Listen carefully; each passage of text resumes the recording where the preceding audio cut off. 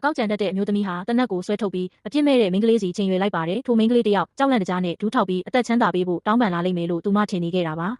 ဒါပေမဲ့ဒီတစ်ချိန်မှာတော့သူမဆက်ဆက်ထိမခံတဲ့လူမနဲ့လာတိုးမိနေတယ်ဆိုတာကိုလုံးဝမရိပ်မိခဲ့ပါဘူး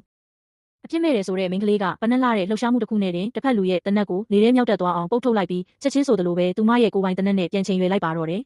ဒီမြင်ကွင်းကိုမြင်လိုက်ရတဲ့မိန်းကလေးရဲ့ခင်မုန်းဖြစ်သူကတော့အံ့ဩမြင်သက်သွားခဲ့ရပါတယ်အမြဲတမ်းအေးအေးဆေးဆေးနဲ့အဖြစ်ကင်းစင်လှပါတယ်ဆိုတဲ့သူ့ဇနီးတွေမှာဒီလောက်အထိရဲရင်းတဲ့တတိနဲ့ပြောင်မြောက်တဲ့လက်ဖြောင့်အတတ်ပညာမျိုးရှိနေလိမ့်မယ်လို့သူဘယ်တော့မှမတွေးခဲ့မိဘူးလို့ပါ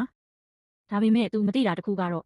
ထိုမိန်းကလေးဟာတကယ်တော့နှစ်ဆက်တဲ့ရာစုရဲ့တနက်ပြစ်ချန်ပီယံတယောက်ဖြစ်နေတာပါပဲမတော်တဆမှုတစ်ခုဖြစ်ပွားပြီးနောက်မှာသူမရဲ့ဝိညာဉ်ဟာခေတ်ဆန်းတစ်ခုစီကိုအချိန်ခရီးသွား time travel မိသွားခဲ့ပြီးရှေးခေတ်စစ်တေနာပတိချုပ်ကြီးရဲ့ဥတူတူဇနီးတဲ့ရဲ့ခန္ဓာကိုယ်ထဲကိုရောက်ရှိသွားခဲ့တာဖြစ်ပါတယ်